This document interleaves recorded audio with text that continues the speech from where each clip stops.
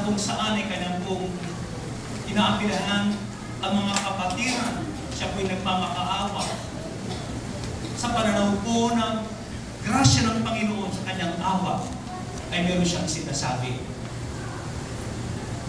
I beseech you, therefore, brethren, by the mercies of God, that you present your bodies.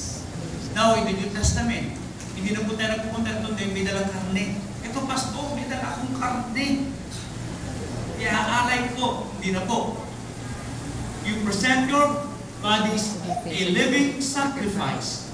Your bodies a living sacrifice, holy, acceptable to God, which is your reasonable service. In the New Testament, mga minamahal, ito na po. Pero ating pong makikita sa ating pong alay na ito, ito'y nagiging katanggap-tanggap. Pag sinabi po natin, holy, ito po ay nagbibigay to be set apart. Ito po ay nakahiwalay para lang po sa paggamit ng Diyos sa ating mga buhay, ng ating mga katawan. Acceptable means pleasing to Him. Kaaya-aya. Meron siyang katanggap-tanggap sa ating Panginoon. At reasonable. Bakit po? Ito ba'y ating makikita, nag-i-indicate kung saan ang ating pumhandog, ang ating katawan, pag nakita po natin ang kabutihan ng Diyos. Pag ating pong nakikita sa liwanag ng revelation ng Panginoon, ang kabutihan ng Panginoon sa iyong buhay. Kapatid, wala ka nang pwedeng ibigay pa sa Kanyang pinakamabuti, kundi ibigay mo ang iyong buhay sa Kanya. Amen. Amen. Pag na-realize mo paano kabuti ang Diyos sa iyo, ano ba ang ginawa ng Panginoon? Sino ba si Kristo sa buhay mo? Ano siyang naging sa iyo nung siya'y makilala mo?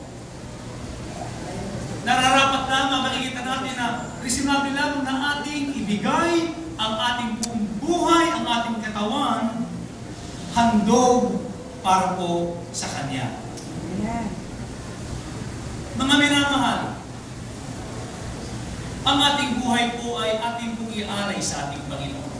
And I do believe na kung saan ang alay ng ating mga buhay, na kung saan ay may good na asin o certain life, ay acceptable sa ating Panginoon. And this my prayer this morning for us to receive, at ito po ay maitimo sa ating mga puso. And with this, shall we pray. Heavenly Father, we thank you so much. Salamat po, Panginoon, that I know that you love me, and I know, Lord God, that you love your people so much. Father God, this is my prayer. Thank you, Lord God, that you will show forth your love, O God, through your people, O God, through me. I honor you, O God, sa katotohanan ito, Panginoon, ang iyong salita, ang Espiritu, ang iyong salita, Panginoon, God, ay buhay. Salamat, Panginoon, na amin na pong tinanggap ang mga bagay, Panginoon, O God, na ininanay sa amin sa umagang ito.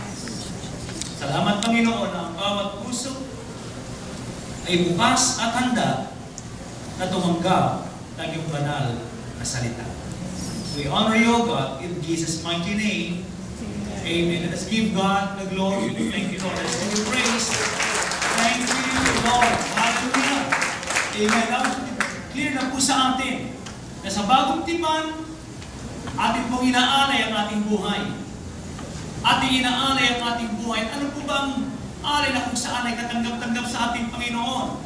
Ano po bang ibig sabihin o ang pagiging maasin ng buhay ng tao? Ang buhay may maasin, ang buhay may katanggap-tanggap, ang buhay mo ba ay acceptable before God? At sa umaga po iti tatlong palatandaan na ating kung gustong makita na kung ano po ang larawan ng isang buhay na maasin. Isang buhay na kung saan ay katanggap-tanggap sa ating Panginoon.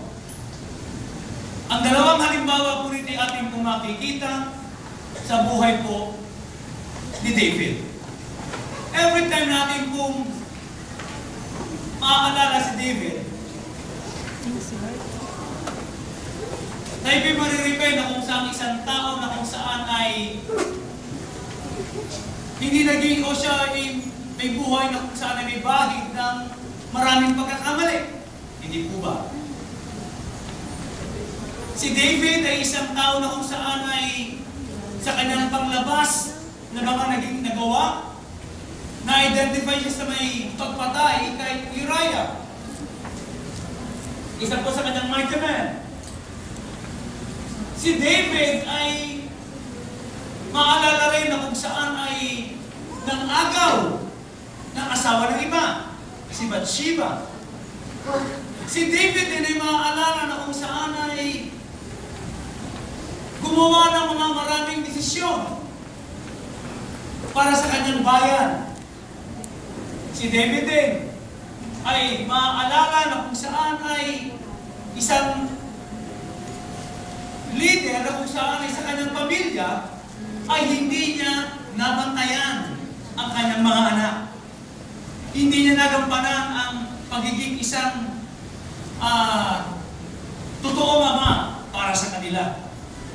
Ngunit sa lahat ng mga bagay nito, mga kinamahal, atin pong makikita na sa buhay ni David, na siya ay tinawag ng ating Panginoon at siya lamang kaisa isang tao sa Biblia na nag-i-enjoy na kung saan ay designation na tinawag ng Panginoon, a man after God's own heart. Isang lalaki na kung saan ay humahabol sa puso ng Diyos. Ang ating Panginoon, ang kanyang description kay David, sa lahat ng mga bagay nito na maraming pagkakamali, ay tinawag pa rin siyang isang lalaking humahabol sa puso ng Diyos. At siya lamang po ang meron pong binigyan ng gano'n pong titulo.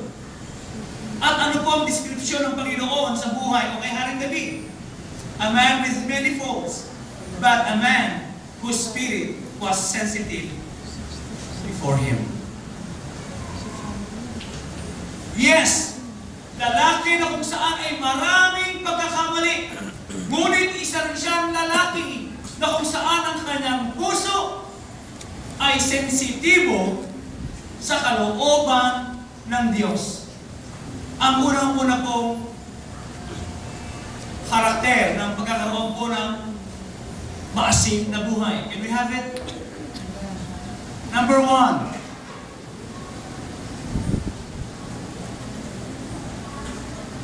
A man whose heart is always sensitive to the Lord. Ano po ang ibig sabihin niyan? It means a man easily convicted and quickly repented of his sins. Ang isang ibig sabihin ng maasin na buhay ay isang tao na kung saan ay madaling ma-convict, madali siyang mapaalalahanan, madali niyang maramdaman, at mabilis na humihingi ng kapatawaran sa kanyang mga kasalanan. Isang palatandaan ng pagiging maasin na buhay.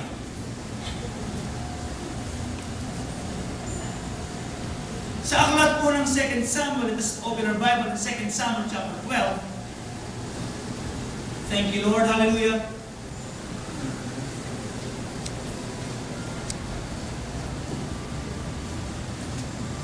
Ating pong matutunghayan bago po sa may verse 1. Then the Lord sent Nathan to David. Pinadala ng Panginoon si Prophet Nathan kay David. Para saan po? Upang siya po ay komprontahin. Bakit po? Sapagkat si David sa mga naunang talata, we all know, nang si David po ay mahulog sa kasalanan ng kanyang maling pagnanais kay Bathsheba. Siya po ay pinapatay si Uriah para po si Bathsheba ay mapasa kanya. At ito po ang gawa ni David na ito for the first time. Doon po sa may verse 27 ng chapter 11, natin po makikita, ng chapter 11, ng verse 20, chapter 11, verse 27, for the first time, sinabi rito, but when her mourning was over, David sent and brought her to his house, Bathsheba, and she became his wife, and bore him a son. But the thing that David had done displeased